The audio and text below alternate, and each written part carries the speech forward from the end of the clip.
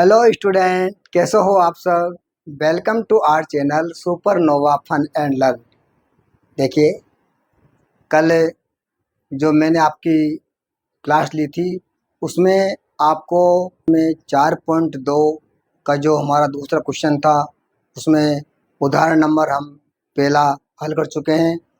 उदाहरण नंबर 1 के 2 सवाल थे, तो जो फर्स्ट नंबर का उदाहरण था उसको मैं आपको कल समझा चुका हूँ। आज हम उदाहरण नंबर 2 को यहाँ पर हल करेंगे। तो देखिए, एक कुटीर उद्योग एक दिन में कुछ खिलौने निर्मित करता है। प्रत्येक खिलौने का मूल्य 55 रुपये में से एक दिन में निर्माण किए गए खिलौनों की संख्या को घटाने से प्राप्त संख्या के बराबर है।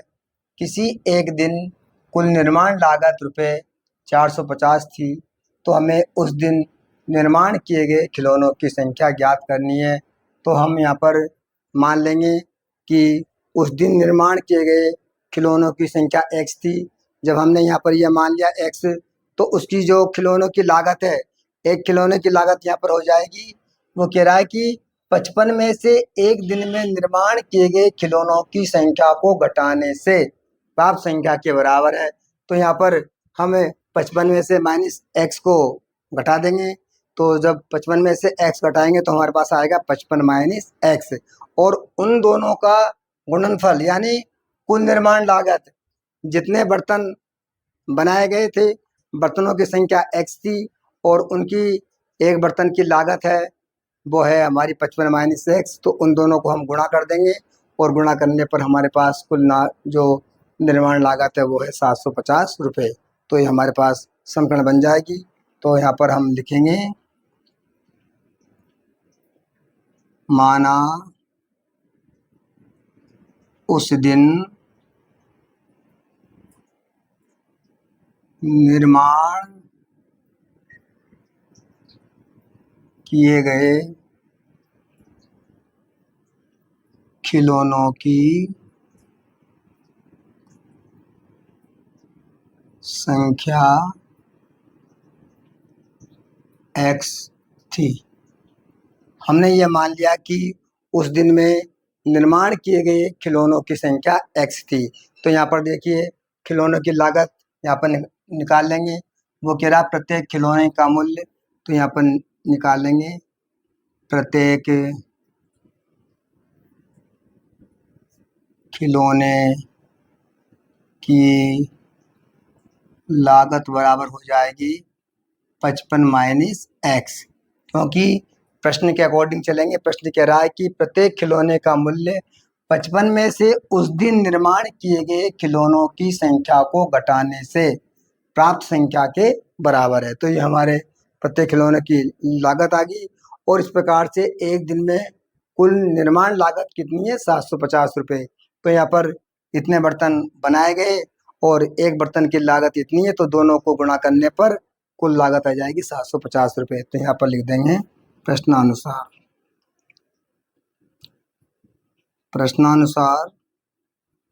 x इंटू 55 - x बराबर हो जाएंगे 750। इनको हल करेंगे तो पहले हम x को 55 से गुणा करेंगे, तो यहाँ आएंगे हमारे 55x - x को 1 से गुणा करेंगे तो x², और यहाँ पर 750 का हम इधर पक्षांतरण कर देंगे तो हो जाएंगे माइनस के 750 बराबर 0। इनको हम द्विघाती समीकरण के रूप में जमा लेंगे, तो सबसे आगे आएंगे हमारे माइनस के x², फिर आएंगे यहाँ पर प्लस के 55x और माइनस के 750 बराबर 0। तो देखिए, यहाँ पर आगे हमारे x² वो माइनस के हैं, तो हम इनको प्लस के बनाएंगे। तो यहाँ पर सभी संख्याओं को हम माइनस से गुणा कर देंगे, तो इनके चिन्ह बदल जाएंगे। ये हो जाएंगे हमारे पास प्लस के x², ये हो जाएंगे माइनस के 55x और ये प्लस के 750 बराबर 0। तो देखिए, जब हम इनको हल करेंगे तो यहाँ पर हमारे ये आगे त्रिपदीय गुणनखंड, हमारे 3 पद हैं, 3 पद के हम 4 पद बनाएंगे।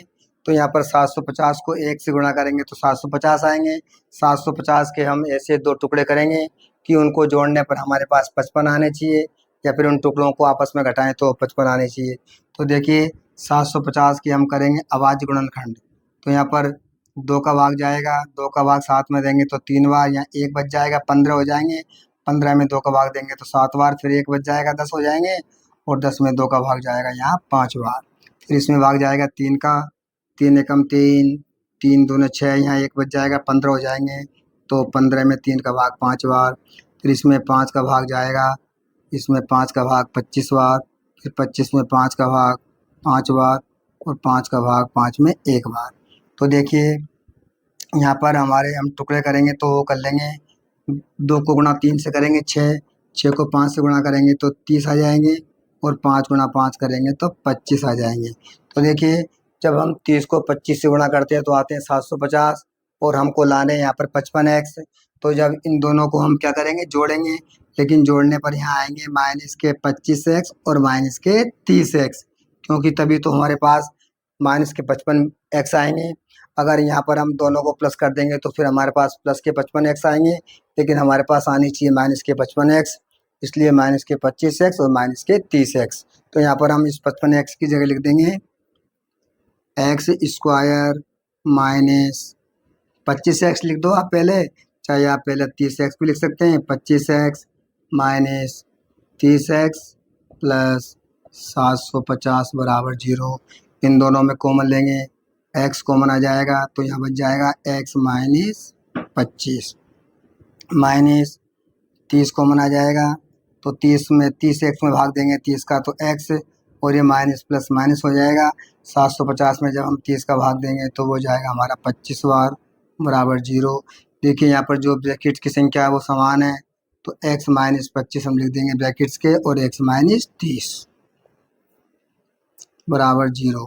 तो जब यहाँ पर x माइनस 25 बराबर 0 मानेंगे तो x बराबर हो जाएंगे ये 25, और x माइनस 30 बराबर 0 मानेंगे तो x बराबर ही हो जाएंगे 30। तो देखिए यदि हम उस दिन निर्माण किए गए खिलौनों की संख्या यहाँ पर हम 25 मानते हैं, तो प्रत्येक खिलौनों की लागत आ जाएगी 55 माइनस 25 यानी 30 रुपये।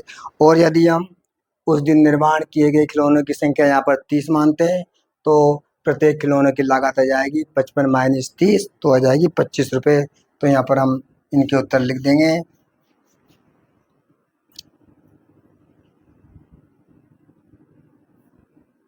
यदि उस दिन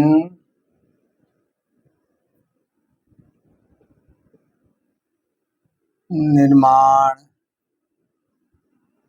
किए गए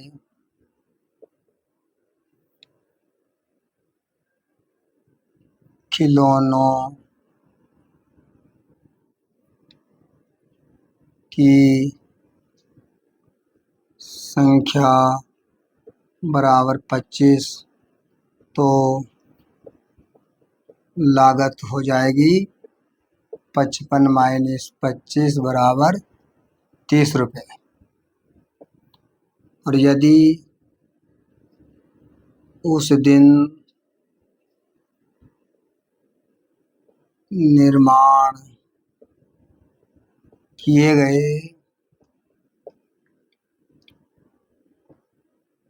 खिलौनों की संख्या बराबर 30 होगी, तो लागत होगी बराबर 55 माइनस में से 30 घटा देंगे तो लागत रह जाएगी हमारी 25 रुपये की। तो इस प्रकार से जो उदाहरण नंबर 2 थे वो हमारे यहाँ पर दोनों उदाहरण मैंने आपको समझा दिए हैं। अब हम अगला क्वेश्चन को हल करेंगे। देखिए नेक्स्ट क्वेश्चन, ऐसी दो संख्याएं ज्ञात कीजिए जिनका योग 27 हो और उनका गुणनफल 182 हो। तो पहले हम यहाँ पर दो संख्याएं मान लेंगे। माना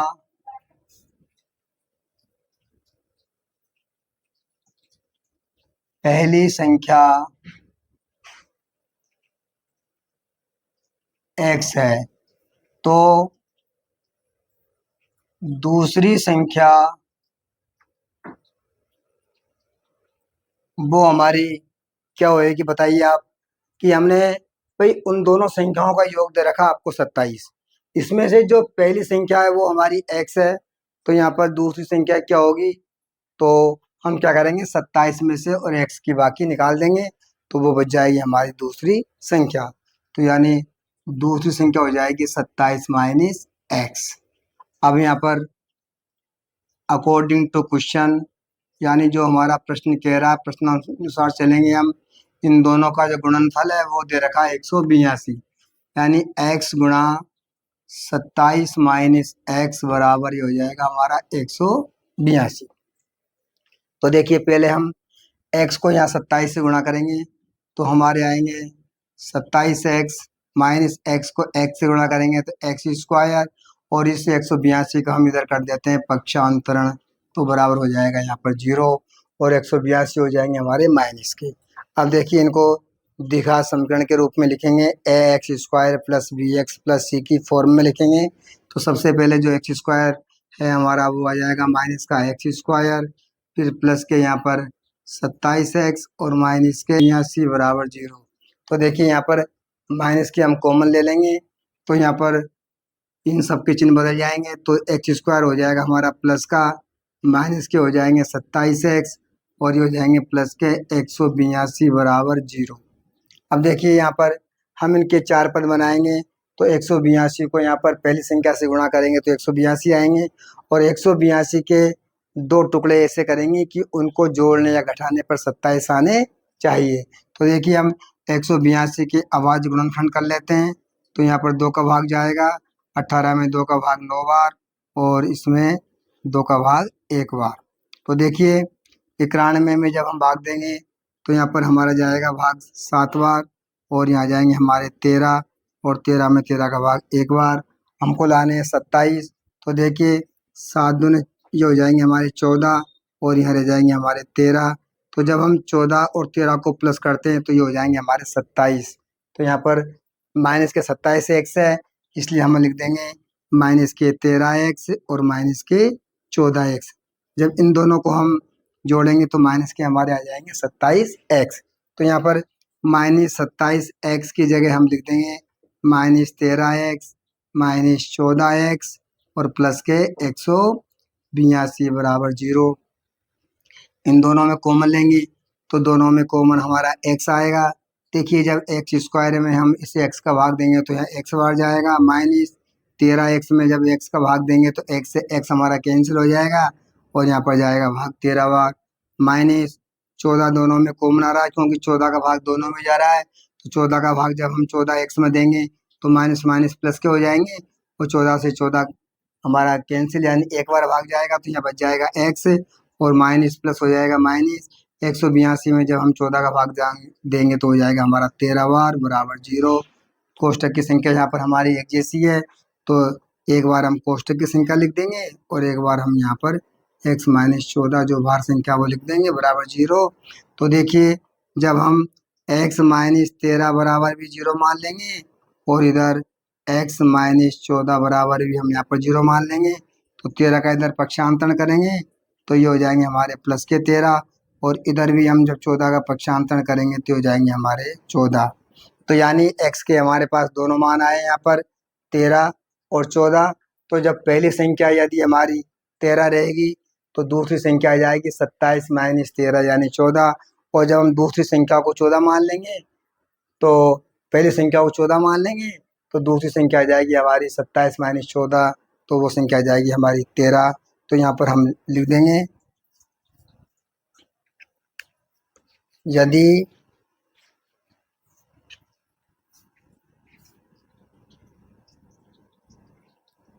पहली संख्या बराबर 13 है तो दूसरी संख्या बराबर 27 माइनस एक्स थी, तो 27 माइनस 13 हो जाएगी, तो वो रह जाएगी 14। यदि पहली संख्या 14 होगी तो दूसरी संख्या बराबर 27 माइनस 14 13 होगी। तो इस प्रकार से जो हमारा प्रश्न नंबर 3 है वो यहीं पर समाप्त होता है। अब हम चौथे प्रश्न को हल करेंगे। देखिए नेक्स्ट क्वेश्चन जो हमारा चौथा है, दो क्रमागत धनात्मक पूर्णांक ज्ञात कीजिए जिनके वर्गों का योग 365 है। यहाँ पर हमें दो क्रमागत से मतलब होती है लगातार, यानी हम एक संख्या को x मान लेंगे तो दूसरी संख्या हमारी हो जाएगी x+1, और दोनों संख्याएं कैसी होगी, ये धनात्मक संख्या है, क्योंकि यहाँ पर कह रहा है दो क्रमागत धनात्मक पूर्णांक ज्ञात कीजिए जिनके वर्गों का योग 365 है। मान लेंगे, माना दो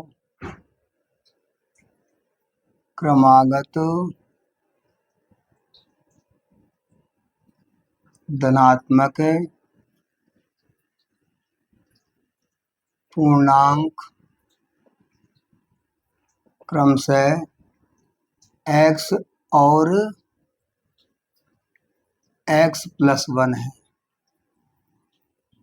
ये हमने यहाँ पर हमारे दो धनात्मक पूर्णांक मान लिए x और x+1। अब चलेंगे हम प्रश्नानुसार, यानी जो प्रश्न कह रहा है उसके अकॉर्डिंग हम जमाएंगे समीकरण। तो प्रश्न कह रहा है कि उनके वर्गों का योग, जो हमने दो यहाँ पर धनात्मक पूर्णांक माने हैं, इन दोनों के वर्ग कर देंगे और उनके वर्गों का योग करने पर कितना आता है, 365। तो ये देखिए प्रश्न अनुसार हो जाएगा x का होल स्क्वायर प्लस x+1 का होल स्क्वायर, यानी इन दोनों का वर्ग कर दिया और इनका योग कर दिया, बराबर है यहाँ पर 365। अब इनको हल करेंगे तो देखिए यहाँ पर हमारा ये x का होल स्क्वायर हो जाएगा x स्क्वायर प्लस, इसको हम खोलेंगे a+b का होल स्क्वायर। a+b का होल स्क्वायर बराबर होता है a square plus 2ab plus b square. तो यानी ये खुल जाएगा हमारा a square plus 2ab, a का मतलब पहली संख्या, b का मतलब दूसरी संख्या, प्लस b स्क्वायर का मतलब हो गया दूसरी संख्या का होल स्क्वायर, बराबर यहाँ पर है हमारा 365। इनको हल करेंगे तो देखिए एक्स स्क्वायर प्लस यहाँ पर भी हमारा आ जाएगा एक्स स्क्वायर प्लस, इन तीनों को जब गुणा करेंगे 2 एकम 2 और 2 को 1 से गुणा करेंगे तो 2x प्लस 1 का वर्ग यहाँ पर 1 हो जाएगा, और इस 365 का हम इधर कर देंगे पक्षांतरण, तो 365 हो जाएंगे हमारे माइनस के, बराबर बच जाएगा 0। तो देखिए एक्स स्क्वायर और एक्स स्क्वायर ये हो जाएंगे हमारे 2x स्क्वायर प्लस 2x, और 365 ये माइनस के हैं और एक प्लस का है, तो यहाँ बच जाएंगे माइनस के 364 बराबर 0। तो देखिए यहाँ पर हम इनमें 2 कॉमन ले लेंगे, इन तीनों में 2 कॉमन आ रहा है, तो यहाँ पर हमारा जब 2 कॉमन लेंगे तो यहाँ आएगा एक्स स्क्वायर, यहाँ बच जाएगा x माइनस 364 में जब 2 का भाग देंगे तो यहाँ पर हमारा आ जाएगा 2 एकम 2, 8 दूने 16, 2 दूने 4 बराबर 0।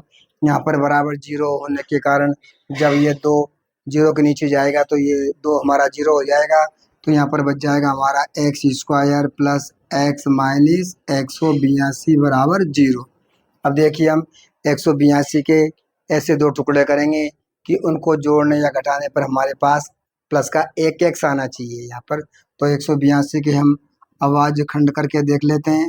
तो 182 में 2 का भाग देंगे, 18 में 2 का भाग 9 बार जाएगा, और यहाँ पर 2 एकम 2, फिर हम यहाँ पर 7 का भाग देंगे तो ये 13 बार, और यहाँ पर 13 का भाग देंगे तो 1 बार। तो देखिए ये आ जाएंगे 7 दूने 14, और जब 14 में से हमारे पास यह 13 है, 14 में से 13 जाएंगे तो यहाँ बच जाएंगे 1x, और 1x हमारे पास प्लस का आना चाहिए, इसलिए हम इसको लिखेंगे जो 14 इंटू हमने 13 इसके 2 टुकड़े किए, तो ये 14x आएंगे प्लस के और 13x आएंगे माइनस के, ताकि 14x प्लस के बड़ी संख्या होनी चाहिए, ताकि माइनस के 13x जाएंगे, 14x में से माइनस के 13x जाने पर बच जाएंगे प्लस के x। तो इस प्लस के x की जगह हम लिख देंगे यहाँ पर प्लस के 14x और माइनस के 13x, और यहाँ पर है माइनस के 182 बराबर 0। तो देखिए इन दोनों में हम x कॉमन लेंगे, x कॉमन लेंगे तो यहाँ बच जाएगा हमारा x प्लस 14। माइनस इन दोनों में जो कॉमन आएगा वो 13 का कॉमन आ जाएगा, क्योंकि 13 का भाग 13 में भी जाता है और 13 का भाग 182 में भी पूरा पूरा जा रहा है। तो 13 का भाग जब हम 13 एक्स में देंगे तो 13 से 13 कैंसिल हो जाएंगे और यहाँ बच जाएगा हमारा एक्स, और माइनस माइनस हो जाएगा प्लस। हम 13 का भाग देंगे तो 13 एकम 13, ये बच जाएंगे 5 और 13 चौको 52 बराबर 0। तो देखिए यहाँ पर कोष्टक की संख्या फिर कॉमन ले लेंगे तो यहाँ बच जाएगा हमारा x माइनस 13 बराबर 0। तो इस प्रकार से x प्लस 14 बराबर 0। तो x बराबर जब हम इस 14 का पक्षांतरण करेंगे तो 14 हमारे हो जाएंगे माइनस के, तथा इसी प्रकार से जब x माइनस 13 बराबर 0 करेंगे, 13 का पक्षांतरण करेंगे तो 13 हो जाएंगे हमारे पास यहाँ पर प्लस के। तो यहाँ पर देखिए हमको चाहिए दो धनात्मक पूर्णांक, लेकिन हमारा ये पूर्णांक ऋणात्मक है, तो ये तो हो जाएगा हमारा निरर्थक। तो इस प्रकार से जो हमारी पहली धनात्मक संख्या होगी वो हो जाएगी 13, और जो दूसरी क्रमागत धनात्मक संख्या होगी x प्लस 1 यानी 13 प्लस 1 बराबर 14। तो यहाँ पर लिख देंगे अतः पहली